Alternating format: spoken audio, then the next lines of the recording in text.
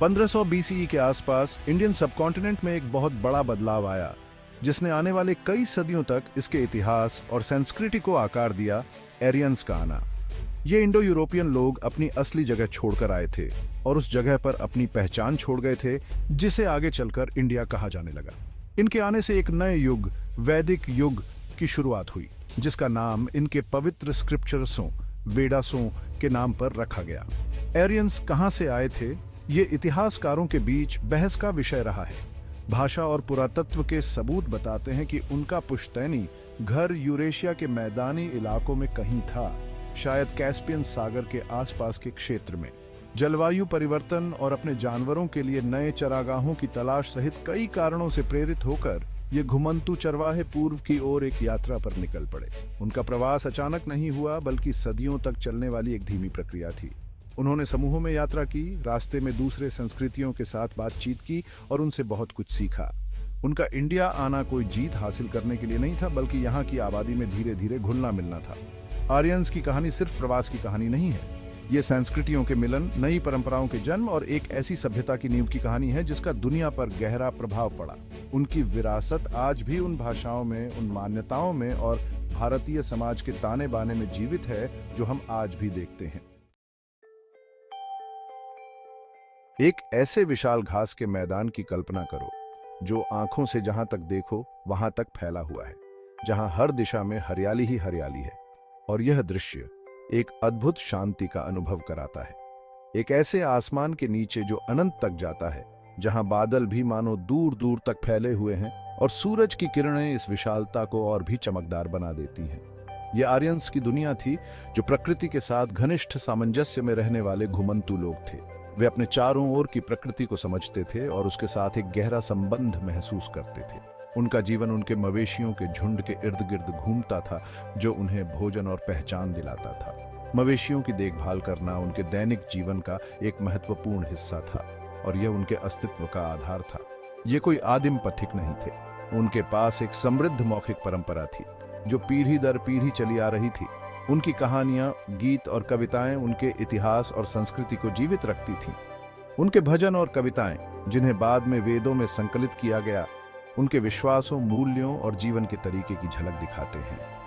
ये भजन और कविताएं न केवल धार्मिक अनुष्ठानों का हिस्सा थे, बल्कि उनके दैनिक जीवन का भी एक अभिन्न अंग थे।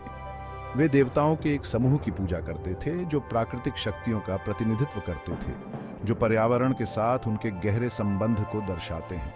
उनके देवता वायु, अग्नि, जल और पृथ्वी जैसे प्राकृतिक तत्वों से जुड़े थे। उनके प्रवास के कारण समय की धुंध में डूबे हुए हैं। यह एक रहस्य है कि वे क्यों और कैसे अपने मूल स्थानों से चले गए। कुछ इतिहासकार अनुमान लगाते हैं कि जलवायु परिवर्तन, शायद लंबे समय तक सूखा, ने उन्हें हरे भरे चरागाहों की तलाश करने के लिए मजबूर किया होगा। सूखे ने उनकी जीवन शैली को चुनौती दी और उन्हें नए स्थानों की खोज करने के लिए प्रेरित किया। दूसरों का सुझाव है कि यह एक स्वाभाविक विस्तार था, नई भूमि का पता लगाने और अपने क्षितिज का विस्तार करने की इच्छा थी। यह उनकी जिज्ञासा और अन्वेषण की भावना का परिणाम हो सकता है। कारण जो भी हो, आर्यंस ने एक ऐसी यात्रा शुरू की जो उन्हें पहाड़ों और नदियों, रेगिस्तानों और मैदानों से होकर एक नई भूमि तक ले जाएगी, जो संभावनाओं से भरी हुई थी। यह यात्रा न केवल भौगोलिक थी, बल्कि सांस्कृतिक और सामाजिक भी थी। वे अपने साथ अपनी भाषा, अपनी संस्कृति और अपने सपने लेकर चल पड़े, जो भारत की उपजाऊ मिट्टी में एक नई सभ्यता के बीज बोने के लिए तैयार थे। उनकी भाषा और संस्कृति ने भारतीय उपमहाद्वीप की सभ्यता को गहराई से प्रभावित किया। उनकी यात्रा कठिन थी, चुनौतियों और खतरों से भरी हुई थी। उन्हें प्राकृतिक बाधाओं, जैसे कि पहाड़ों और नदियों के साथ साथ अन्य जनजातियों और संस्कृतियों का भी सामना करना पड़ा। उनका सामना दूसरी संस्कृतियों से हुआ, कुछ मित्रवत, कुछ शत्रुतापूर्ण। इन मुलाकातों ने उनके जीवन को और भी जटिल और समृद्ध बना दिया। उन्होंने नए वातावरण के अनुकूल ढाला, जीवन के नए तरीके सीखे और दूसरी संस्कृतियों के तत्वों को अपनी संस्कृति में शामिल किया। यह अनुकूलन और समायोजन उनकी सफलता की कुंजी थी। सांस्कृतिक आदान प्रदान की यह प्रक्रिया भारत के साथ उनकी बातचीत की एक परिभाषित विशेषता बन जाएगी। यह आदान प्रदान न केवल उनके लिए, बल्कि भारतीय उपमहाद्वीप की समृद्ध सांस्कृतिक विरासत के लिए भी महत्वपूर्ण था। आर्यंस ने उत्तर पश्चिमी दर्रों के रास्ते इंडियन सबकॉन्टिनेंट में प्रवेश किया। यह एक लंबी और कठिन यात्रा थी जिसमें उन्हें ऊबड़ खाबड़ पहाड़ी इलाकों और कठोर मौसम का सामना करना पड़ा। शायद प्रवास की कई लहरों में ये लहरें समय समय पर अलग अलग समूहों के रूप में आईं, जो अपने साथ नई संस्कृतियां और परंपराएं लेकर आईं। वे सिंधु घाटी के उपजाऊ मैदानों की ओर आकर्षित हुए, जहां की मिट्टी और जलवायु कृषि के लिए अत्यंत अनुकूल थी। एक ऐसा क्षेत्र जो 7 नदियों से घिरा हुआ था, जिनमें से प्रत्येक नदी ने इस भूमि को समृद्ध और हरा भरा बनाया। इसीलिए इसका नाम सप्त सिंधु पड़ा, जिसका अर्थ है 7 नदियों की भूमि। यह नाम बाद में भारत के नामकरण का आधार बना, जो बाद में भारत शब्द के रूप में विकसित हुआ। यह नाम न केवल भौगोलिक पहचान को दर्शाता है, बल्कि सांस्कृतिक और ऐतिहासिक धरोहर को भी संजोता है। यह भूमि पहले से ही उन लोगों द्वारा बसाई गई थी जिन्होंने एक परिष्कृत शहरी सभ्यता विकसित की थी, जिनके शहरों में उन्नत जल निकासी प्रणाली और वास्तुकला के अद्भुत नमूने थे, जिसे सिंधु घाटी सभ्यता के रूप में जाना जाता है। यह सभ्यता अपने समय की सबसे उन्नत और संगठित सभ्यताओं में से एक थी। आर्यंस और मूल आबादी के बीच बातचीत की प्रकृति इतिहासकारों के बीच चल रही बहस का विषय है। कुछ का मानना है कि यह एक शांतिपूर्ण मिलन था, जबकि अन्य संघर्ष और प्रतिस्पर्धा की ओर इशारा करते हैं। कुछ सिद्धांत शांतिपूर्ण सह अस्तित्व और सांस्कृतिक आदान प्रदान का सुझाव देते हैं, जिसमें दोनों समूहों ने एक दूसरे से बहुत कुछ सीखा और अपनाया, जबकि अन्य संभावित संघर्षों और विस्थापन की ओर इशारा करते हैं। इन संघर्षों ने सामाजिक और राजनीतिक संरचनाओं को प्रभावित किया। यह स्पष्ट है कि आर्यंस ने धीरे धीरे इस क्षेत्र में अपना प्रभुत्व स्थापित कर लिया। उन्होंने अपनी सामाजिक और राजनीतिक व्यवस्थाओं को लागू किया। वे पूर्व की ओर फैल गए, जंगलों को साफ किया और नई बस्तियां बसाईं। यह विस्तार उनके कृषि और पशुपालन के ज्ञान के कारण संभव हुआ और गंगा और यमुना नदियों के किनारे बस्तियां स्थापित की। इन बस्तियों ने धीरे धीरे बड़े नगरों का रूप ले लिया। उपजाऊ भूमि और अनुकूल जलवायु ने उन्हें फलने फूलने दिया, जिससे उनकी कृषि उत्पादन में वृद्धि हुई और समाज समृद्ध हुआ और उनकी संख्या बढ़ती गई। उनकी जनसंख्या में वृद्धि ने सामाजिक और आर्थिक संरचनाओं को और मजबूत किया। आर्यंस कुशल घुड़सवार और रथ चलाने वाले थे, जो उनके सैन्य अभियानों में महत्वपूर्ण भूमिका निभाते थे, जिससे उन्हें मूल आबादी पर सैन्य लाभ मिला।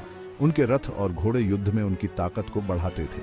उन्होंने खुद को राजाओं नामक सरदारों के नेतृत्व में जनजातियों में संगठित किया। ये सरदार अपने कबीले के लिए न्याय और सुरक्षा सुनिश्चित करते थे। ये कबीले अक्सर जमीन और संसाधनों पर नियंत्रण के लिए आपस में लड़ते थे, जिससे क्षेत्रीय संघर्ष और प्रतिस्पर्धा बढ़ती थी। लेकिन वे आम दुश्मनों के खिलाफ भी एकजुट होते थे। इन गठबंधनों ने उन्हें बाहरी खतरों से बचने में मदद की। आर्यंस अपने साथ अपनी भाषा संस्कृत लेकर आए, जो उनके साहित्य और धार्मिक ग्रंथों की भाषा थी, जो उनके धार्मिक ग्रंथों की पवित्र भाषा और कई आधुनिक भारतीय भाषाओं की नींव बनी।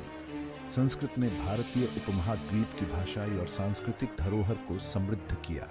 उन्होंने अपनी धार्मिक मान्यताओं और प्रथाओं को भी पेश किया, जो उनके समाज के मूलभूत स्तंभ थे, जो प्रकृति के देवताओं की पूजा और विस्तृत अनुष्ठानों और बलिदानों के प्रदर्शन के इर्द गिर्द केंद्रित थे। इन प्रथाओं ने उनके धार्मिक और सामाजिक जीवन को आकार दिया। आर्यंस की सबसे महत्वपूर्ण विरासत निस्संदेह वेद हैं, जो न केवल धार्मिक ग्रंथ हैं, बल्कि एक संपूर्ण सभ्यता की जीवन शैली और दर्शन का प्रतिबिंब भी है। वेद भजनों, प्रार्थनाओं और अनुष्ठानों का एक संग्रह है, जो हिंदू धर्म की नींव बनाते हैं। इन ग्रंथों में निहित ज्ञान और परंपराएं आज भी जीवित हैं और हमारे जीवन को प्रभावित करती हैं। ये पवित्र ग्रंथ प्रारंभिक आर्यंस की मान्यताओं, प्रथाओं और विश्व दृष्टि में अमूल्य अंतर्दृष्टि प्रदान करते हैं। वेदों के माध्यम से हम उस समय की सामाजिक संरचना, धार्मिक आस्थाओं और सांस्कृतिक मूल्यों को समझ सकते हैं। एक कर्कश आग के चारों ओर बैठने की कल्पना करो, जहां लोग एकत्र होते थे, कहानियां सुनाते थे और भजनों का जाप करते थे। यह एक ऐसा समय था जब मौखिक परंपराएं जीवित थीं और ज्ञान का प्रसार मौखिक रूप से होता था, क्योंकि पुजारी पीढ़ी दर पीढ़ी चले आ रहे छंदों का जाप करते हैं। इन छंदों में न केवल धार्मिक आस्थाएं, बल्कि जीवन के विभिन्न पहलुओं के बारे में भी गहन ज्ञान होता था। कल्पना और रूपकों से भरे ये भजन आर्य विश्व दृष्टि की एक विशद तस्वीर पेश करते हैं। वेदों के भजनों में प्रकृति, देवताओं और मानव जीवन के विभिन्न पहलुओं का वर्णन किया गया है। वे देवताओं के एक समूह की पूजा करते थे, जिनमें से प्रत्येक प्रकृति के पहलुओं का प्रतिनिधित्व करता था। इन देवताओं के माध्यम से वे प्रकृति की शक्तियों को समझने और नियंत्रित करने का प्रयास करते थे, जिनमें से प्रत्येक प्रकृति के पहलुओं का प्रतिनिधित्व करता था, जैसे कि इंद्र गरज और बारिश के देवता, अग्नि अग्नि के देवता, सूर्य सूर्य देव और उषा भोर की देवी। इंद्र गरज और बारिश के देवता, अग्नि अग्नि के देवता, सूर्य सूर्य देव और उषा भोर की देवी। इन देवताओं की पूजा और उनके लिए भजनों का जाप आर्य समाज की धार्मिक गतिविधियों का एक महत्वपूर्ण हिस्सा था। और उषा भोर की देवी, इन देवताओं के माध्यम से वे प्रकृति की शक्तियों को समझने और नियंत्रित करने का प्रयास करते थे। 4 वेदों में सबसे पुराना ऋग्वेद प्रारंभिक आर्य समाज के बारे में जानकारी का खजाना है। इसमें न केवल धार्मिक भजन है, बल्कि समाज की संरचना, युद्धों और वीरतापूर्ण कार्यों के वृत्तांत भी शामिल हैं। इसमें देवताओं की स्तुति करने वाले भजन, युद्धों और वीरतापूर्ण कार्यों के वृत्तांत और यहाँ तक कि उनके दैनिक जीवन की झलकियां भी हैं। ऋग्वेद के माध्यम से हम उस समय की सामाजिक और धार्मिक संरचना को समझ सकते हैं। युद्धों और वीरतापूर्ण कार्यों के वृत्तांत और यहाँ तक कि उनके दैनिक जीवन की झलकियां भी हैं। ये वृत्तांत न केवल धार्मिक महत्व के थे, बल्कि समाज की संरचना और जीवन शैली को भी दर्शाते थे और यहाँ तक कि उनके दैनिक जीवन की झलकियां भी हैं। वेदों के माध्यम से हम उस समय की सामाजिक और धार्मिक संरचना को समझ सकते हैं। वेदों को शुरू में लिखा नहीं गया था, बल्कि याद किया जाता था और एक पीढ़ी से दूसरी पीढ़ी तक मौखिक रूप से पारित किया जाता था। यह मौखिक परंपरा आर्य समाज की एक महत्वपूर्ण विशेषता थी, बल्कि याद किया जाता था और एक पीढ़ी से दूसरी पीढ़ी तक मौखिक रूप से पारित किया जाता था। यह मौखिक परंपरा न केवल धार्मिक ग्रंथों के लिए, बल्कि समाज के अन्य ज्ञान के लिए भी महत्वपूर्ण थी। ये भजन केवल धार्मिक ग्रंथ नहीं थे, वे जीने का एक तरीका थे। वेदों के भजनों में जीवन के विभिन्न पहलुओं का वर्णन किया गया है, जो आज भी हमारे जीवन को प्रभावित करते हैं। वे जीने का एक तरीका थे। वेदों के भजनों में जीवन के विभिन्न पहलुओं का वर्णन किया गया है, जो आज भी हमारे जीवन को प्रभावित करते हैं। वे जन्म से लेकर मृत्यु तक हर महत्वपूर्ण घटना और उनकी दिनचर्या के हर पहलू के साथ थे।